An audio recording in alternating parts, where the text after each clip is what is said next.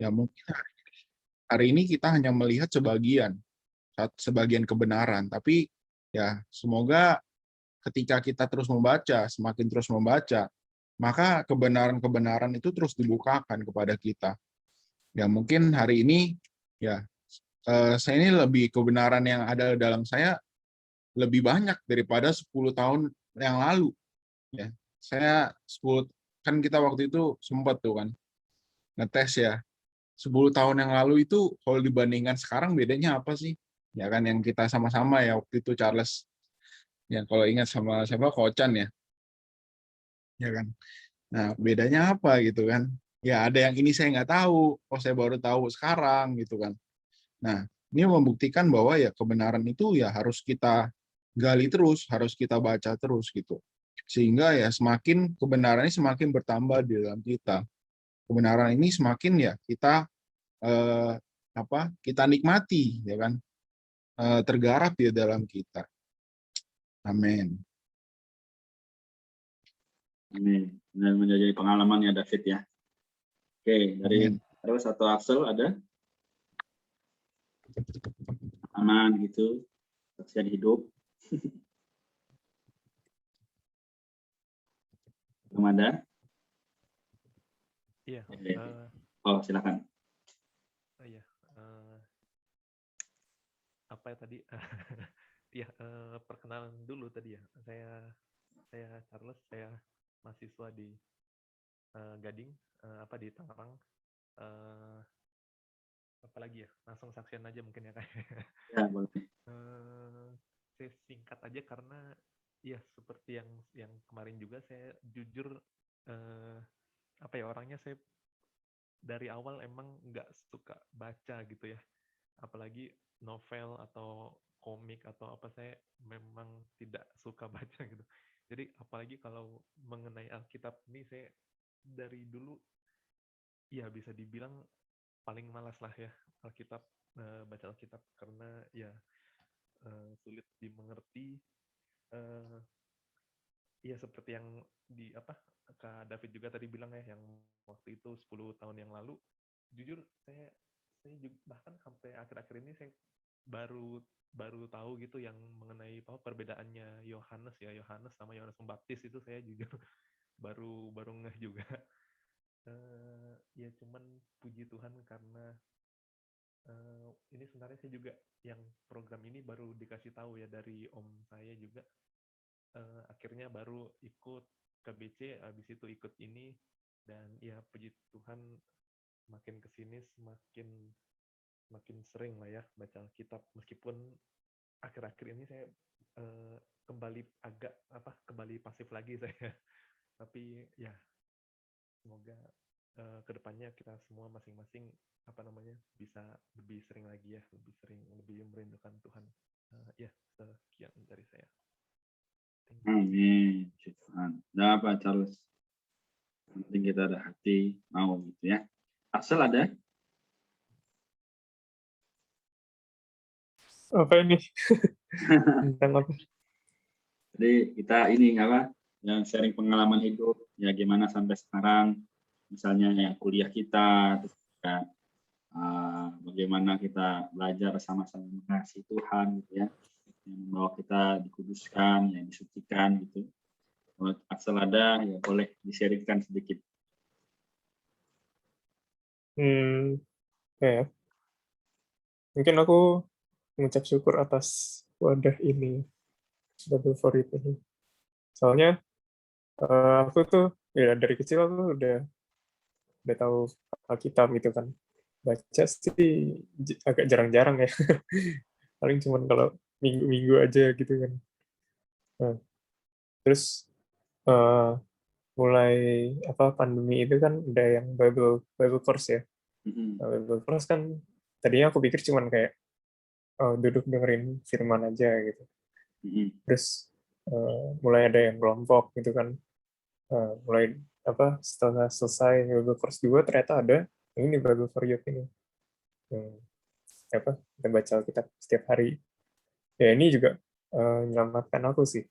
Ya, kalau misalnya nggak ada gini, mungkin aku tuh nggak bakal baca.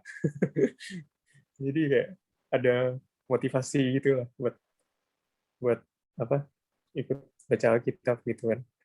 Iya, amin. Amin. Oke, puji Tuhan ya. Jadi betul sekali apa yang Charles, Axel ya, kita kalau ada dulu peribahasa ya. Nah, kalau kita masih ingat sama-sama itu sebenarnya ada peribahasa mengenai satu lidi itu mudah dipatahkan. Ya. Tapi kalau lidinya ada 4, ada 5, ya terus banyak, makin banyak, itu pasti sulit dipatahkan. Makanya kenapa ada sapu lidi itu buat apa? Bersihin ranjang ya kan, terus juga kadang buat nyabet ya orang tua kita kalau kita nakal gitu kan.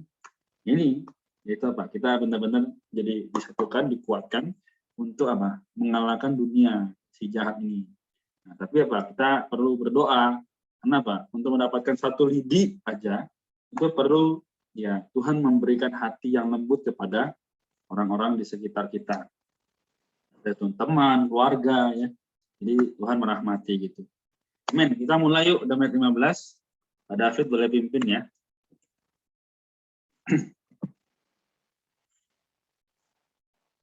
Sebelum itu mari kita berdoa ya. Amin. Saya pimpin di dalam doa ya kalau itu. Amin. Tuhan Yesus, Tuhan terima kasih Tuhan. Hari ini kami mau boleh kembali membaca firman-Mu. Tuhan terima kasih atas BFY ini Tuhan. Kami boleh bersama-sama ada sekelompok orang muda Tuhan yang menikmati kebenaran bersama-sama. Tuhan kiranya hari ini Dikau kuduskan waktu kami sehingga kami boleh menikmati kebenaran dengan leluasa. Oh Tuhan Yesus, terima kasih. Amin. Oke, urutannya seperti biasa ya. Axel, David, Charles, dan Renat. Oke, saya share screen dulu ya. Sudah kelihatan ya? Jelas. Oke, mari kita baca. Dari pasal 7 ayat 1 sampai yang ke-24. Oke, silakan mari kita baca ininya ya. Judul dan subjudulnya kita baca sama-sama. Menanggulangi kehidupan Perkawinan. mengenai karunia Karunia tidak kawin. Dan sekarang tentang hal-hal yang kamu tuliskan kepadaku. Adalah baik bagi laki-laki kalau ia tidak kawin. Tetapi mengingat bahaya percabulan, baiklah setiap laki-laki mempunyai istrinya sendiri, dan setiap perempuan mempunyai suaminya sendiri. Amin. Hendaklah suami memenuhi kewajibannya terhadap istrinya. Demikian pula istri terhadap suaminya. Istri tidak berkuasa atas tubuhnya sendiri, tetapi suaminya. Demikian pula suami tidak berkuasa atas tubuhnya sendiri, tetapi istrinya. Ayat 5, janganlah kamu saling menjauhi, kecuali dengan persetujuan bersama untuk sementara waktu, supaya kamu mendapat kesempatan untuk berdoa. Sesudah itu hendaklah kamu kembali hidup bersama-sama, supaya iblis jangan menggodai kamu, karena kamu tidak dapat menahan hawa nafsu. Hal ini kukatakan kepadamu sebagai kelonggaran, bukan sebagai perintah. Oke, sorry. Ayat 7, meskipun demikian, alangkah baiknya kalau semua orang seperti aku, tapi setiap orang menerima dari Allah karunia-Nya yang khas, yang seorang karunia ini, yang lain karunia itu. Mengenal orang yang tidak kawin dan para janda. Jadi, kepada orang-orang yang tidak kawin dan kepada janda-janda, aku anjurkan supaya baiklah mereka tetap dalam keadaan seperti aku. Tetapi kalau mereka tidak dapat menguasai diri, baiklah mereka kawin. Sebab lebih baik kawin daripada hangus karena hawa nafsu. C. Mengenai orang yang sudah kawin. Pada orang-orang yang telah kawin, bukan aku, tetapi Tuhan perintahkan, supaya seorang istri jangan bercerai dari suaminya. Jikalau ia bercerai, ia harus tetap hidup tanpa suami atau berdamai dengan suaminya. Dan seorang suami janganlah menceraikan istrinya. Kepada orang-orang lain, aku bukan Tuhan, katakan. Kalau ada seorang saudara seiman beristrikan seorang yang tidak beriman dan perempuan itu mau hidup bersama-sama dengan dia, janganlah saudara itu menceraikan dia. Ayat 13, kalau ada seorang istri bersuamikan seorang yang tidak beriman dan laki-laki itu mau hidup bersama-sama dengan dia, janganlah ia menceraikan laki-laki itu. Karena suami yang tidak beriman itu dikuduskan oleh istrinya, dan istri yang tidak beriman itu dikuduskan oleh suaminya. Andai kata tidak demikian, tentu anak-anakmu adalah anak cemar, tetapi sekarang mereka adalah anak-anak kudus. Amin. Ayat 15. Tapi kalau orang yang tidak beriman itu mau bercerai, biarlah ia bercerai. Dalam hal yang demikian, saudara atau saudari itu tidak terikat. Tapi Allah memanggil kamu untuk hidup dalam damai sejahtera. Sebab bagaimana engkau mengetahui, hai istri, apakah engkau tidak akan menyelamatkan suamimu? Atau bagaimana engkau mengetahui, hai suami, apakah engkau tidak akan menyelamatkan istrimu? Tetap di dalam Tetap di dalam status panggilan seseorang. Selanjutnya, hendaklah tiap-tiap orang tetap hidup seperti yang telah ditentukan Tuhan baginya, dan dalam keadaan seperti waktu ia dipanggil Allah. Inilah ketetapan yang kuberikan kepada semua jemaat. Kalau seseorang dipanggil dalam keadaan bersunat, janganlah ia berusaha meniadakan tanda-tanda sunat itu. Kalau seseorang dipanggil dalam keadaan tidak bersunat, janganlah ia mau bersunat. Amin. Sebab bersunat atau tidak bersunat tidak penting. Yang penting ialah menaati hukum-hukum Allah. Baiklah, tiap-tiap orang tinggal dalam keadaan seperti waktu ia dipanggil Allah. Ayat 21, apakah engkau hamba waktu engkau dipanggil? Itu tidak apa-apa. Tetapi jikalau engkau mendapat kesempatan untuk dibebaskan, pergunakanlah kesempatan itu. Sebab seorang hamba yang dipanggil oleh Tuhan dalam pelayanannya adalah orang merdeka, milik Tuhan. Demikian pula orang merdeka yang dipanggil Kristus adalah hambanya. Amin. Ayat 23 dan 24. Kamu telah dibeli dan harganya telah lunas dibayar. Nah itu janganlah kamu menjadi hamba manusia. Saudara-saudara, hendaklah tiap-tiap orang tinggal di hadapan Allah dalam keadaan seperti pada waktu ia dipanggil. Amin. Udah sampai ayat 20. Oke. Baik, silakan. Ada yang mau sharing?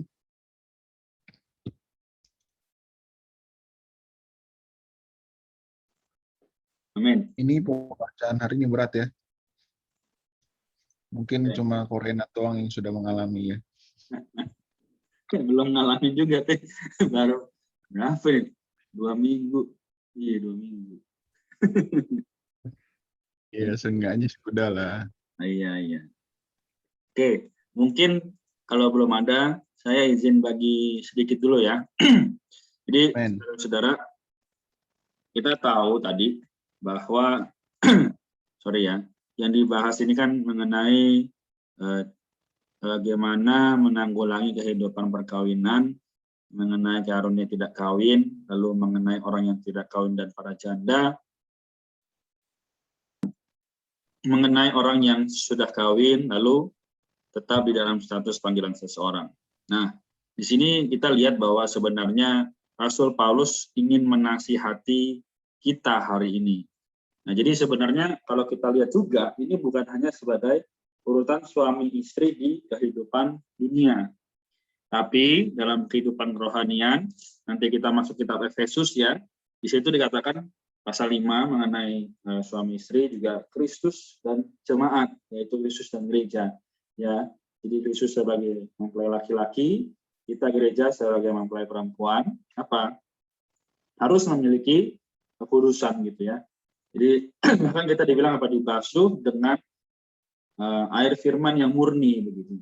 Nah, namun tadi di ayat yang ke-7 ya katakan Paulus, meskipun demikian alangkah baiknya kalau semua orang seperti aku, ya tetapi setiap orang menerima dari Allah karunia-Nya yang khas, yang seorang karunia ini, yang lain karunia itu. Nah, saudara, ya teman-teman sekalian, kita menguji Tuhan, ya kita hari ini boleh melihat teladan Paulus. Dia tanda kutip ya tidak menikah gitu. Tapi bukan berarti hari ini dia mengajari kita semua nggak nikah. Kenapa? Ya pernikahan adalah salah satu bagaimana Tuhan yang menghendaki ya di kitab Kejadian yang menciptakan Adam dan Hawa ya menikah lalu disuruh melahirkan keturunan. Namun karena di gereja di Korintus berbagai macam masalah terjadi, ya kita tahu ya kemarin ada yang sesama jenis, ada yang homo, ada yang ya kita katakan sama-sama hari ini lesbi dan sebagainya. Bahkan ada yang berhubungan dengan orang tuanya. Nah, saudara-saudara, teman-teman sekalian, hari ini apa artinya? Yaitu ya supaya apa? Kita bisa menguduskan diri dari dunia ini. Jadi makna yang kita bisa ambil apa? Kak, karena aku belum mau nikah, gitu kan? Ya bagaimana supaya kita bisa kudus? Yaitu harus memiliki satu pandangan, ya bahwa hari ini saya adalah milik Kristus, seperti yang dikatakan oleh Paulus tadi di dalam ayat yang di ayat yang ke-17 ya. Selanjutnya adalah tiap-tiap orang tetap hidup seperti yang telah ditentukan Tuhan baginya, dan dalam keadaan seperti waktu ia dipanggil Allah, inilah ketetapan yang kuberikan kepada semua jemaat. Ya memang intinya apa? Ya kalau bisa kita punya hati yang tunggal gitu. Nah meskipun saya hari ini sudah punya istri, saya harus apa? Memiliki hati yang tunggal. Ya hanya mengasihi Tuhan. Kalau saya mengasihi Tuhan pasti apa? Saya juga mengasihi istri. Gitu. Tapi ya dalam kondisi ini banyak orang muda ya situasi hari ini banyak sekali yang mungkin ya membawa mereka jatuh dalam dosa. Ya, entah itu ya tanda kutip seks bebas dan sebagainya. Tapi intinya apa? Ya kita ingat perkataan Paulus bahwa ya baiklah tiap-tiap orang itu ya tinggal ya seperti bagaimana ia dipanggil, yaitu kudus, murni, tidak bercela tiap hari. Ya, jadi inilah mengapa perlunya firman Tuhan. Amin ya. Jadi saudara, ya ini sih yang bisa saya bagikan. Nanti ya saudara boleh tanya atau boleh sharing ya. Jadi semoga bahan kali ini tidak membuat kita pusing ya, tapi membuat kita oh ternyata begini loh cara menikmati firman Tuhan. Saya perlu kehidupan yang murni dengan Tuhan gitu. Amin ya. Puji Tuhan.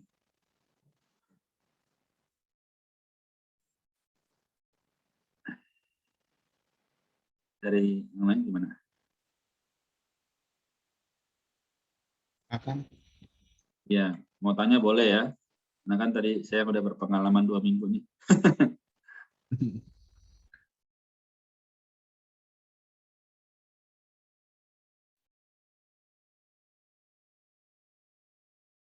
Belum ada? Atau gimana? Bingung?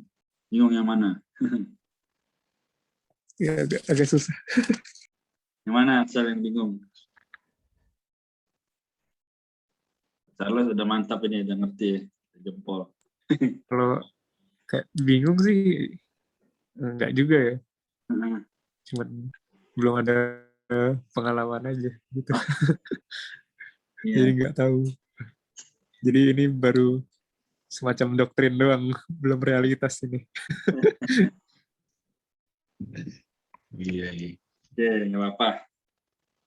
Nanti saya tambahin deh kalau di akhir masih ada waktu, saya tambahin lagi sedikit. Dari David ada nggak? Amin.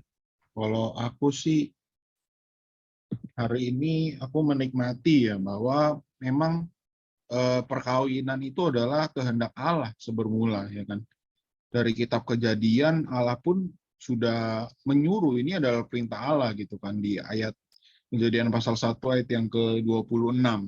Di mana ya Tuhan memberitakan 26 dan 27 ya kan, beranak cuculah dan penuhilah bumi.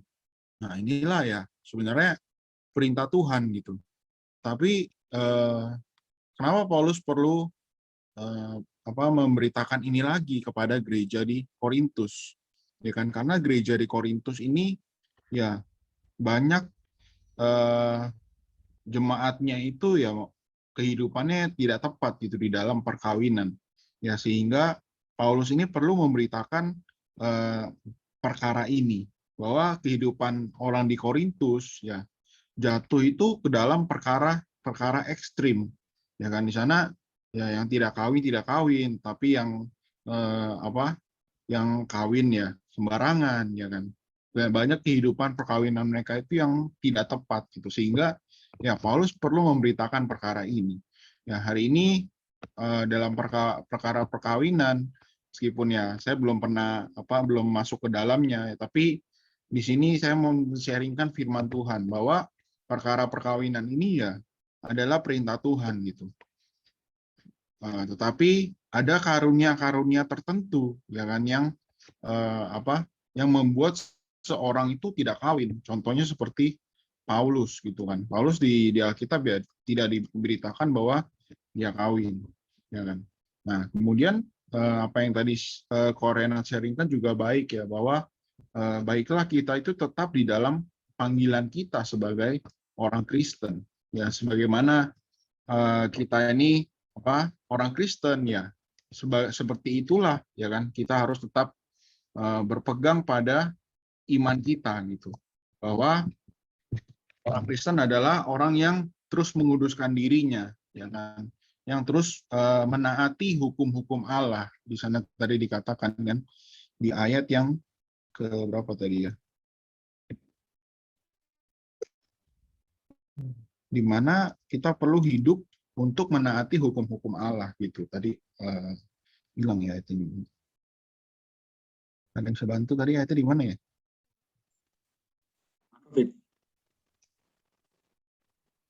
Apa? 19-20 bukan? Hidup ya, betul. Sebab bersunat atau tidak bersunat itu tidak penting, ya kan. Yang penting adalah kita menaati hukum-hukum Allah, menaati perintah-perintah Allah, ya kan. Dimana perintah Allah ini apa ya kan sebenarnya gitu. Ya, bahwa kita ini perlu hidup sesuai dengan panggilan kita di dalam Efesus, ya kan. Perlu terus menguduskan diri sesuai dengan panggilan kita. Amin. Itu sih yang saya nikmati hari ini. Amin. Amin. Si Tuhan ya. Oke, saya tambahin dikit deh kalau belum ada lagi ya. Jadi sekalian penutup. Memang cukup berat, tapi secara teman-teman sekalian, kita fokusnya bukan ke arah perkawinan ya. Tapi bagaimana hari ini kita hidup. Karena penghidupan kita hari ini sebenarnya juga sudah tanda kutip menjadi tunangannya Kristus gitu ya. Nah, jadi bagaimanapun situasi ya kita perlu melihat. Itu coba David tolong bukain deh 2 Korintus, jadi ini kita lompat sedikit ya. 2 Korintus 11 ayat 2.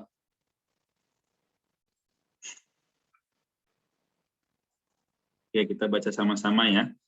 Sebab aku cemburu kepada kamu dengan cemburu ilahi, karena aku telah mempertunangkan kamu kepada satu laki-laki untuk membawa kamu sebagai perawan suci kepada Kristus. Nah, jadi istilahnya kita hari ini sudah dipertunangkan. Kenapa? Ya Tuhan kita adalah Dia mengasihi manusia sampai Dia rela mati. Ya, jadi ya moga kita melihat situasi ini tidak secara ya oke, aku hidup yang penting bagi diriku sendiri nggak apa-apa lah. Kan ada juga slogan YOLO, you only live once gitu ya.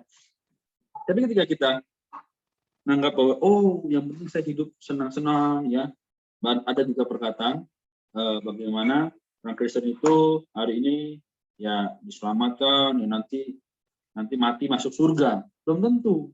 Tapi hari ini Paulus betul-betul menekankan dengan sangat keras ya, bahwa hari ini hidup kita harus menjadi, mohon maaf nih ya, tanda kutip perawan, yaitu murni, kudus bersama Tuhan. sehingga tidak ada lagi persona atau perkara yang bisa menggantikan dia. Hari ini banyak loh perkara dan persona yang menggantikan Kristus. Ya kesibukan kita, ya mungkin hobi, ya mungkin juga teman-teman lainnya. Nah tapi ya malam ini, mari kita sama-sama bangkit ya, maju. Mengenal bagaimana Tuhan sebagai segala kita. Ya kan, bagaimana juga pokok kita Korintus, Kristus dan salibnya adalah penyelesaian ya bagi segala macam perkara. Nah, jadi semoga inilah nanti makin maju kita masuk ke 1 Korintus pasal 8, pasal 9, terus nanti kita akan terus diperbarui juga terus diingatkan. Oke, jadi sekian dulu ya. Puji Tuhan, semoga Tuhan memberkati kita semua. Amin. Amin. Charles, apakah ada Charles atau Excel? Belum ada ya? Nih Kak, apa tadi baru sempat Ya, dikit lah. ingatkan. Mau tanya sedikit aja mungkin. Oke, silakan. Oh, atau Kak Axel mau sharing dulu, silakan ya. Enggak apa Kak. Mari. Ya, Kak Axel. Ya. Tanya aja nggak apa-apa dulu, nanti setelah kamu tanya Saya tanya dulu mungkin ya. Ya ini tadi sempat yang siapa Kak David bilang ya, yang mengenai karunia itu, karunia yang Paulus itu ya, karunia untuk tidak menikah itu mungkin sedikit apa ya, agak bingung aja itu kapan kita bisa ketahui kalau kita punya karunia itu. Karena saya juga kebetulan berapa ya, belum lama ada teman dekat lah ya, dia juga saya sempat kaget pas dia bilang dia itu nggak mau menikah gitu ya, karena emang orangnya juga mungkin kayak religius banget gitu ya, dan saya juga agak kaget, tapi ya saya salut juga gitu. Tapi mungkin dia mau tanya aja gitu, kapan sebenarnya kita tahu kalau kita punya karunia untuk tidak menikah. Itu aja. Thank you. Amin. Pertanyaan yang menarik ya. Tapi ya sebenarnya Paulus pun pernah berbicara gitu bahwa kalau ada ajaran yang mengajarkan kalau kita itu jangan menikah, ya sebenarnya itu adalah ajaran dari iblis. Aku lupa ya di kitabnya kitab apa ya, nanti boleh di search lagi deh. Timotius 1 dan 2 Timotius. Jadi di kitab itu nanti boleh kita baca sama-sama. Timotius ya kan. Ya bahwa ya memang itu adalah ajaran dari setan gitu. Tetapi karunia tidak menikah itu aku juga kurang tahu sih ya bagaimana seorang itu, apakah kita ini kalau dari pendapatku ya, dari mana kita tahu bahwa kita ini memiliki karunia tidak menikah. Ya satu sisi ya bukan karena diri kita mau gitu, bukan karena aku mau lah, aku nggak menikah aja lah. Bukan berarti kita menutup diri kita ya kan dari semua lingkungan, dari segala yang ada, tapi ya itu tergantung lagi hubungan kita dengan Tuhan bagaimana, ya kan. Ketika kita memiliki hubungan dengan Tuhan, ya kan, kita kan memiliki satu perasaan ya kan, yang dari Tuhan itu. Nah, ketika ada perasaan itu ya kan, yang dari Tuhan, nah barulah kita itu mendengarkan ya kan perkataan itu gitu. Ya intinya dari hubungan kita, dari kita membangun hubungan dengan Tuhan lah. Semakin kita dekat dengan Tuhan, semakin kita kan jelas gitu pandangan kita bagaimana. Apakah kita akan menikah ataukah kita akan ya tidak menikah ya kan. Nah, itu tergantung ya hubungan kita dengan Tuhan. Bagaimana persekutuan kita dengan Tuhan gitu. Itu dari aku ya, dari pendapatku. Gimana, Korenat? Silakan menambahkan. Sorry masih kemute. Sederhananya demikian. Kalau kita ada dorongan untuk tidak menikah, pasti sudah ada sejak kita seperti ini. memiliki hasrat untuk melayani Tuhan seumur hidup. Ya, tanpa mau diganggu oleh pasangan gitu ya. Sebagaimana Rasul Paulus. Dia sebenarnya mau nggak menikah? Atau bisa nggak menikah? Ya kalau kita ambil secara Alkitab, sangat bisa dan dia mungkin mau. Tapi karena Filipi 3 ayat 8, coba David buka lagi, Filipi 3 ayat 8.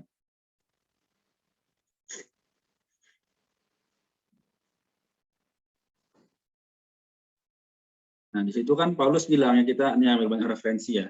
Ayat 8 berkata bahwa, apa tuh? Oke, masih nge-lag ya. Nah, malahan segala sesuatu kuanggap rugi. Nah, ini garis bawah kalimat pertama ini, segala sesuatu kuanggap rugi karena pengenalan akan Kristus Yesus Tuhanku lebih mulia daripada semuanya. Karena dialah aku telah melepaskan semuanya itu dan menganggapnya sampah supaya aku memperoleh Kristus. Karunia ini kita bisa tahu kalau kita punya perasaan seperti Paulus ini. Yaitu apa? Aku nggak mau deh menikah. Kenapa? Kalau aku menikah itu aku nggak bisa dapatkan Kristus. Tapi kalau kita ada perasaan mau menikah, juga haruslah menikah. Dan di dalam pernikahan kita sama-sama dengan pasangan kita memperoleh Kristus. Gitu. Jadi istilah yang paling sederhana adalah ini, yaitu kalau kita punya perasaan yang selalu ingin melayani Tuhan seumur hidup tanpa diganggu, kita harus anggap semua sampah. Pasangan, masa depan, ya jurusan S1 yang kita ambil, gitu ya. Artinya apa? Benar-benar the Lord conquer us. Jadi hati kita ditawan oleh Kristus. Nah, ini baik nggak? Baik. Tapi salah nggak? Nggak salah juga. Jadi mau menikah ataupun tidak menikah, asalkan tujuannya adalah mendapatkan Kristus, nah itu harus kita pertimbangkan baik-baik. Kita doa baik-baik. Jadi istilahnya ya sekarang tidak ada tolak ukur yang jelas. Tapi yang pasti adalah bagaimana kita mau nggak menikah adalah untuk mendapatkan Kristus. Kita mau nggak menikah tapi bisa mendapatkan Kristus, gitu ya. Jadi semoga penjelasan ini ya bisa menerangi kita semua. Jadi kenapa saya menikah? Karena saya merasa nggak bisa. Saya merasa hawa nafsu saya ini kalau saya nggak nikah bisa bahaya gitu. Jadi makanya saya dengan ya, berdoa sungguh-sungguh saya bilang, Tuhan tolong pilihkan pasangan yang tepat gitu. Supaya saya ketika menikah saya juga masih bisa hidup bagi Kristus gitu. Ya, amin. Jadi demikian, semoga semakin jelas. Bagaimana? Men, Charles, aku mau tanya dong, Char. Kamu Iya, punya iya. om di Melati Mas nggak ya? Oh iya, iya Kak. Ada.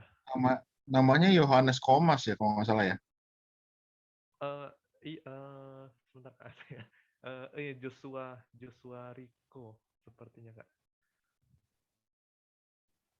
Cuman Oh, biasa sorry. dipanggil Rio Komas. Iya, iya Kak. Oh, dia pernah sidang di Hall 21 ya? Char, kalau nggak salah ya. Hall 21 itu apa ya Kak? Mohon maaf. Oh, yang di maksudnya yang di Jakarta sih. Waduh, saya kurang tahu. Nggak tahu juga ya. Mohon maaf. Iya, Oh, Jawab tempatnya. kurang tahu. iya, oke, oke. Iya, siap. Ya, boleh Kak Axel tadi ada mau sharing. Oke. Thank you Silakan. Thank you, Kak Char. David. Thank you.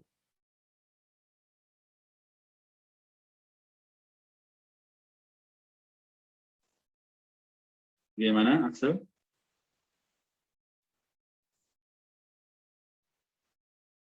Oh, yang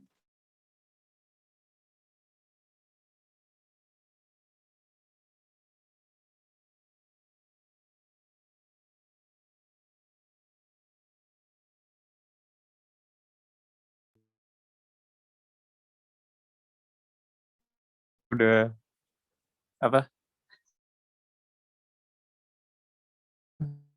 Tiba-tiba kayak nikah gitu. Apakah kayak seperti gitu?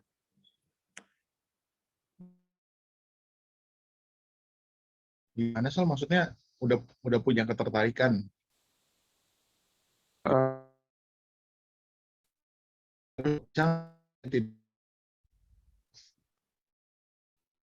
ya kayak misalnya tiba-tiba oh eh, jadi untuk Tuhan lah gitu gitu. kan? Maksudnya? Iya. Menarik pertanyaan. Bisa aja Tapi sih. susah ya kalau misalnya manusiawi kayaknya susah ya.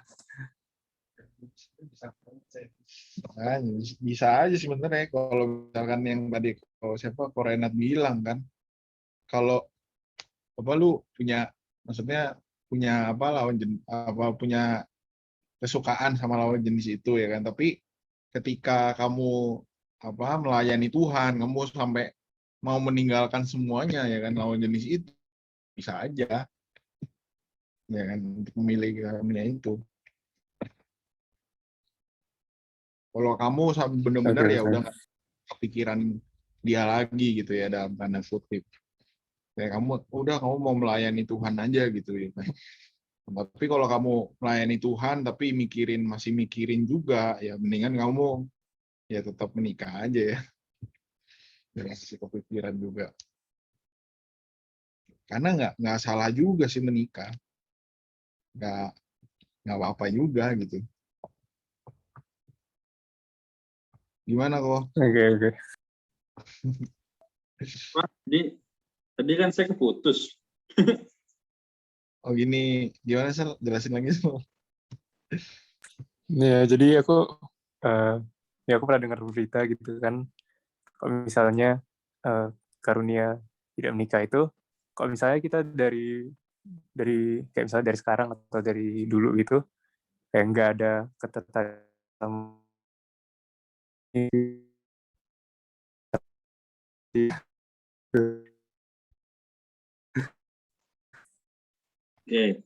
dia dia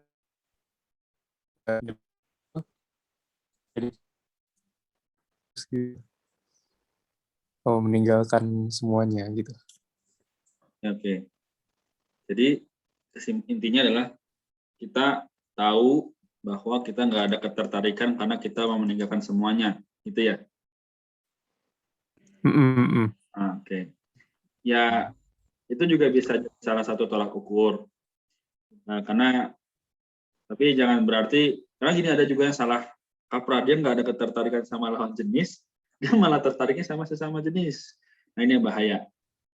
Tapi kalau kita atau misalnya tadi saya ambil contoh Axel ya punya perasaan nggak tertarik sama sekali sama lawan jenis dan ingin melayani Tuhan terus menerus dan tidak ada ketertarikan juga dengan sesama.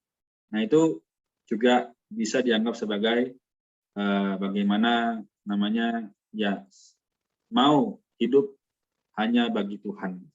Nah ini tadi yang satu adalah itu mau ada ketertarikan tapi dia menolak hal tersebut karena mau menganggapnya sampah.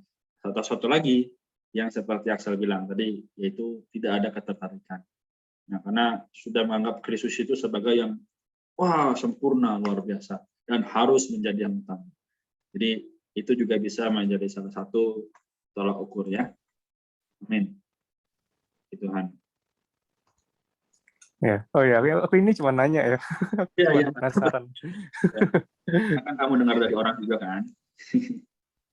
Iya, soalnya aku sempat dengar beritaan gitu. Bagus. Oke, Tuhan. Baik, kalau begitu mungkin nggak ada lagi atau masih ada?